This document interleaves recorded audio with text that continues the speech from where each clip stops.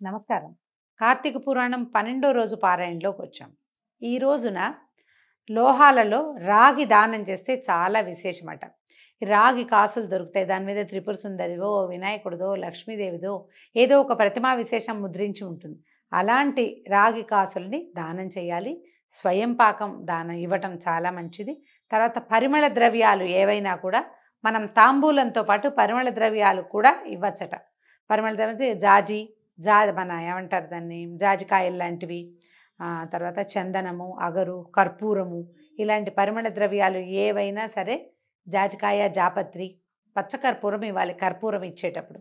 వాటిని దానం చేసే రోజట. ఇది చాలా మంచి రోజు అని చెప్తున్నారు. అయితే పురాణంలో ఏం చెప్పారో చూద్దాం. వశిష్ఠ మహాముని ఇలా చెప్తున్నారు. కార్తీక మాసమునందు సోమవారం అత్యద్భుత ఫలప్రదం. సోమవారం కంటే శనిత్రయోదశి 100 రెట్లు ఫలితం ఉంటుంది.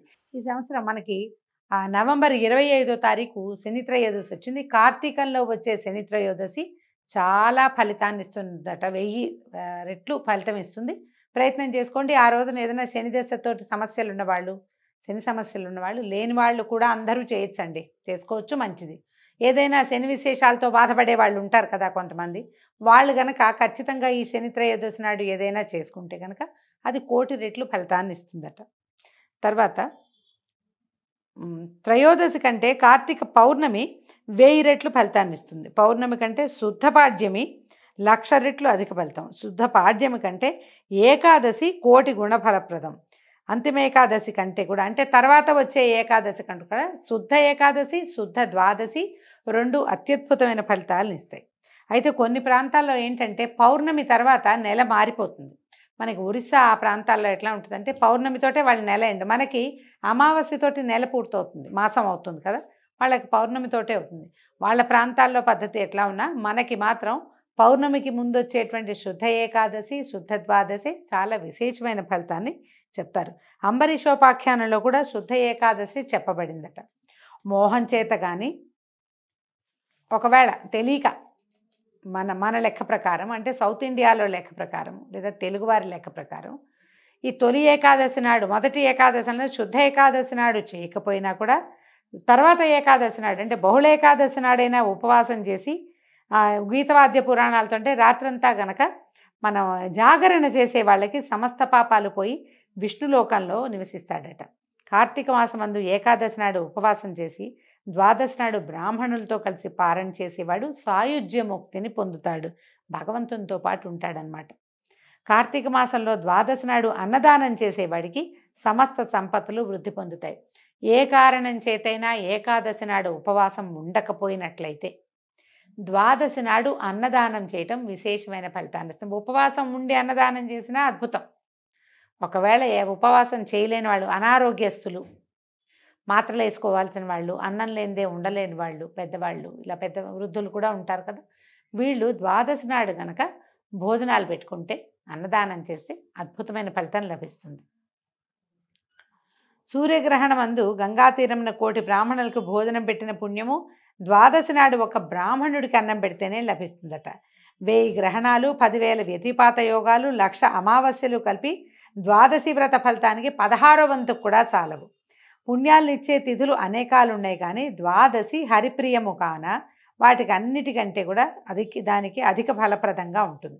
క్షీరాబ్ది ద్వాదశియే శ్రీహరి దేవతగా కలిగింది. అంటే మనకి చాలా ద్వాదశులు వస్తాయి. తొలి ఏకాదశి తర్వాత ఒకటి, ఇట్లా వరుసగా వస్తాయి కదా, కానీ హరి ఉత్థాన ఏకాదశి ఏ రోజునైతే హరి నిద్రలేస్తాడో కార్తీకంలో, ఆ మరుసటి ద్వాదశి ఆయనకి అత్యంత ప్రీతిపాత్రమట. ఈ రోజున చేసే దానము, జపము, తపము, భోజన భాజనాదులు అవన్నీ కూడా అత్యద్భుతమైన ఫలితాన్ని ఇస్తాయి. ఎందుకంటే ఆయనకి అత్యంత ప్రీతిపాత్రమైన సమయం. ఆయన నిద్రలేస్తే దేవతలంతా ఈ రోజున ఆయనకి కళ్యాణం జరిపించి విశేషమైన సేవా కాలాలు జరుపుతారు. కాబట్టి ఇది మంచిది అని చెప్తున్నారు. స్త్రీ కానీ పురుషుడు కానీ కార్తీక శుక్ల ద్వాదశి నాడు పాలిచ్చే ఆవుకి బంగారపు కొమ్ములు, వెండి డెక్కలు చేయించి పెట్టి పూజించి దూడతో కూడా గోదానం చేస్తే కనుక ఆ గోవుకి ఎన్ని వేల వెంట్రుకలు ఉంటాయో అన్ని వేల ఏళ్ళు స్వర్గ నివాసం కలుగుతుంది. ఇది వరకట్లో అట్లా చేసేవాళ్ళండి. గోదానం అంటే కొమ్ముకి ఇవి పెట్టేవాళ్ళు అనమాట, కవచాలు, కాలు గిట్టలు కూడా బంగారు గిట్టలతో దానం చేసేవాడు శ్రీరామచంద్రుడని రామాయణంలో కూడా చెప్పబడింది. అవకాశాన్ని బట్టి చేస్తాము, ఎంత కుదిరితే అంత. ఆ గోదానం చేసినా కూడా మంచి ఫలితం లభిస్తుందట. కార్తీక మాసంలో ద్వాదశి నాడు భక్తితో వస్త్రదానం చేసేవాడు పూర్వజన్మార్జిత పాపాలని నశింపజేసుకుని వైకుంఠ లోకానికి వెళ్తాడు. ఇందులో సందేహం లేదు. కార్తీకంలో ద్వాదశి ఎందు కానీ, పూర్ణిమ ఎందు కానీ, పాడ్యమి ఎందు కానీ కంచు పాత్రలో ఆవు నెయ్యి ఉంచి దీపాన్ని వెలిగించి దాన్ని దానం ఇచ్చేవాడికి కోటి జన్మల్లో చేయబడిన పాపం లభిస్తుంది. ఇప్పటిదాకా పిండి దీపాన్ని దానం చేయండి అని చెప్పారండి. ఇప్పుడు చెప్తున్నారు ద్వాదశి నాడు కంచు పాత్రలో, కంచుది దీపారాధనకు ఉంది, లేదా పాత్రలో పోసినా సరే పాత్ర నుంచి ఇవ్వాలట. ఇంత పాత్ర నుంచి ఇవ్వాలంటే బోళ్ళు నెయ్యి వేస్తాం కదా, చిన్న పాత్రలో అయినా సరే కంచు పాత్ర ఇస్తే చాలా మంచిది అని చెప్తున్నారు. కార్తీక ద్వాదశి నాడు ఫలాలు, యజ్ఞోపవీతాలు, తాంబూలము, దక్షిణ ఇచ్చేవాడు ఈ లోకమునందు అనేక భోగాలు పొంది అంతమంది వైకుంఠమున విష్ణువుతో కలిసి చిరకాలము సుఖిస్తాడు. ద్వాదశి నాడు బంగారపు తులసి వృక్షము, సాలగ్రామము దానం చేయవాడు పొందే ఫలితాన్ని చెప్తాను వినమన్నారు. ఈ విషయంలో పూర్వోక్త దానాలంటే ఇలా చెప్పబడిన దానాలు చేసేవాళ్ళు 4 సముద్రాల మధ్యలో చతుసాగర పర్యంతంగా ఉన్న భూమిని దానం చేసిన ఫలితాన్ని పొందుతాడట. ఈ విషయంలో ఒక కథ ఉంది, అది ప్రత్యేకంగా చెప్తున్నారు. ఈ కథ విన్నవాళ్ళ సమస్త పాతకాలు నశిస్తాయట. గోదావరి తీరంలో దురాచారవతుడైనటువంటి ఒక కోమటి ఉండేవాడు, వ్యాపారస్తుడు అనమాట. ఆయన స్వల్ప దానం కూడా చేసి ఎరగడు. తాను కూడా అనుభవించలేదు, ఎవరికి ఉపకారం చేయలేదు. నిత్యము పరనింద చేసేవాడు, పరద్రవ్యములందు ఆసక్తి కూడా కలిగి ఉండేవాడు. ఆ కోమటి ఒక బ్రాహ్మణుడికి అధికంగా చాలా అప్పించి ఆ డబ్బుని వెనక్కి తీసుకోవడం కోసం ఆ ఊరికి వెళ్ళి అతను గ్రామాంతరంలో ఎక్కడో వేరే చోట ఉన్నాడని తెలుసుకొని అక్కడికి వెళ్ళి, ఓ బ్రాహ్మణ నా డబ్బు నాకు ఇవ్వమని అడిగాడట.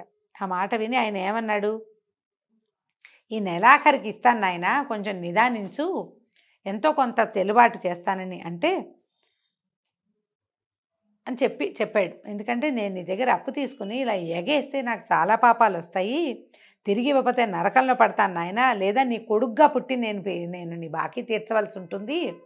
ఇప్పుడు మన కొడుకులు కొంతమంది చూడండి, ఈ కథల్లో ఎట్లా చెప్తారో పురాణంలో, కొంతమంది పిల్లలు అంటే సంతానం తండ్రుల డబ్బుతోటి పెరుగుతారు, చదువుకుంటారు, కానీ తండ్రి రుణం తీర్చుకోరు. వాళ్ళు ఆస్తంతా లాగేసుకొని తల్లిదండ్రులని రోడ్డు మీదకి తోసేసే వాళ్ళని చూస్తున్నాం.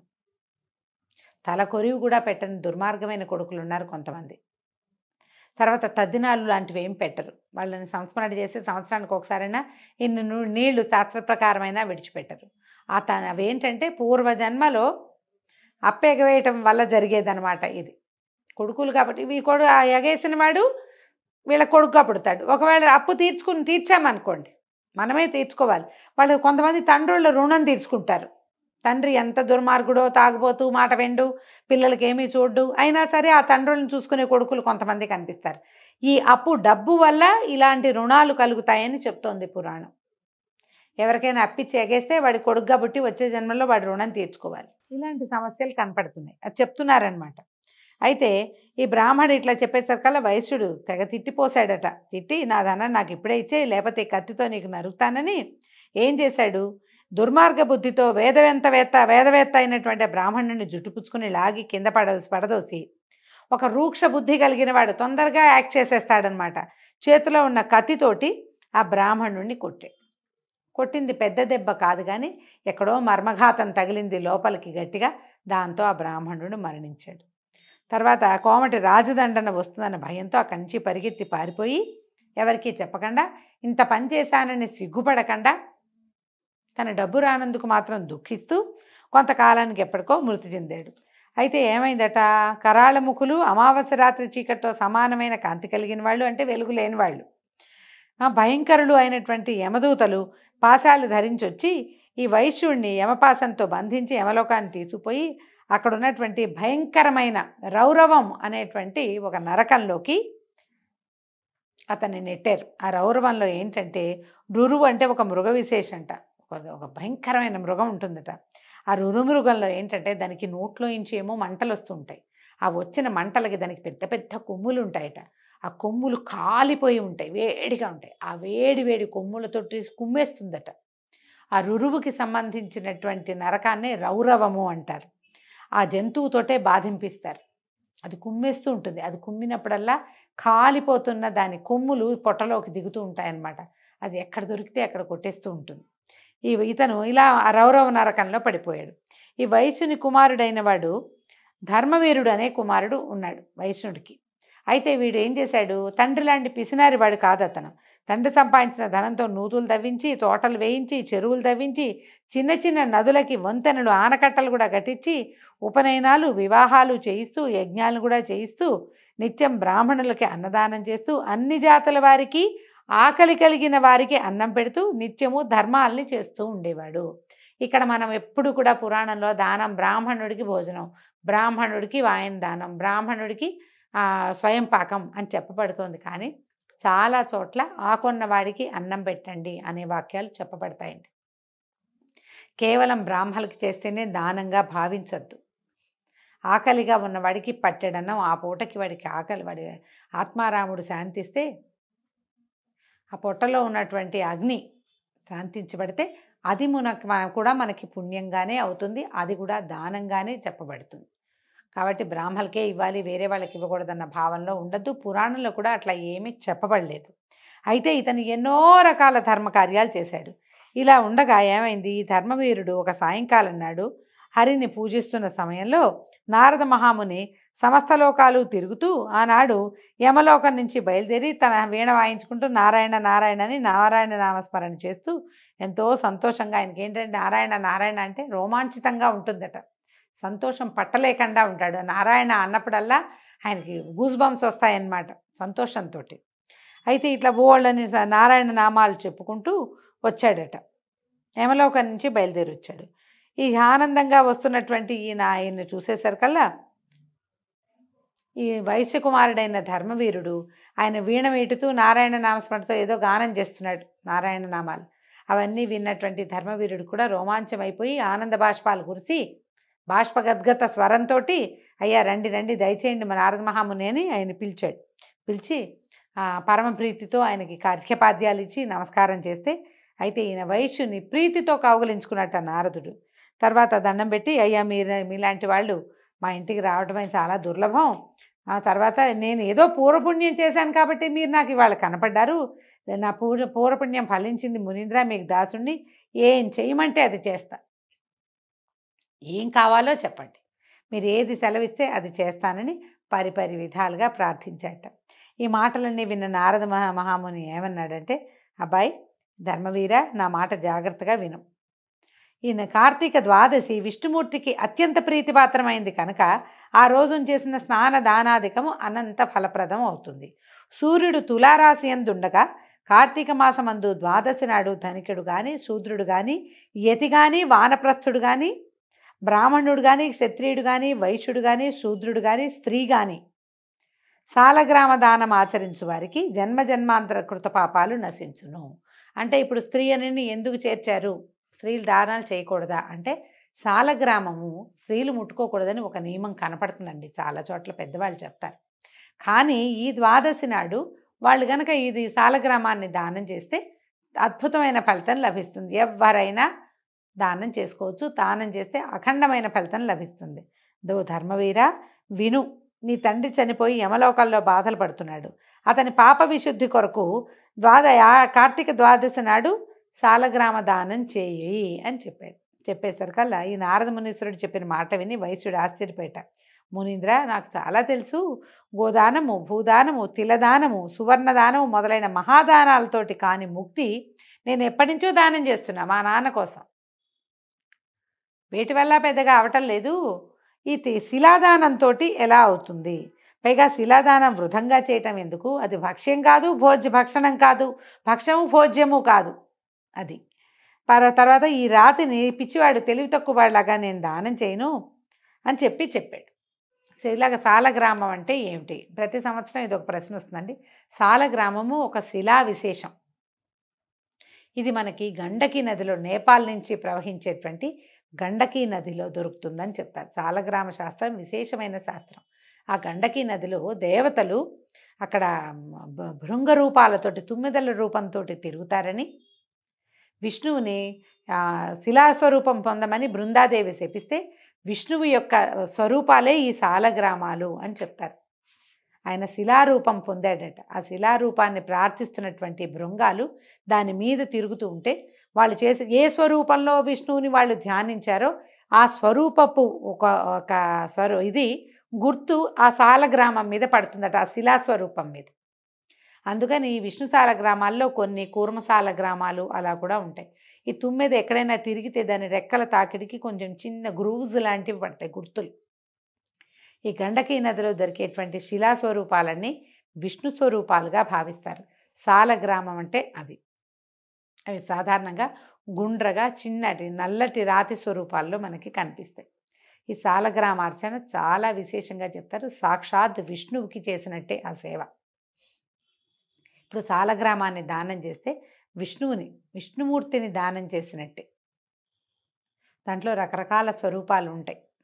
ఒక్కొక్క అంటే దశావతారాల్లో ఒక్కొక్క రూపం కూడా దాని మీద ఏర్పడుతుంది.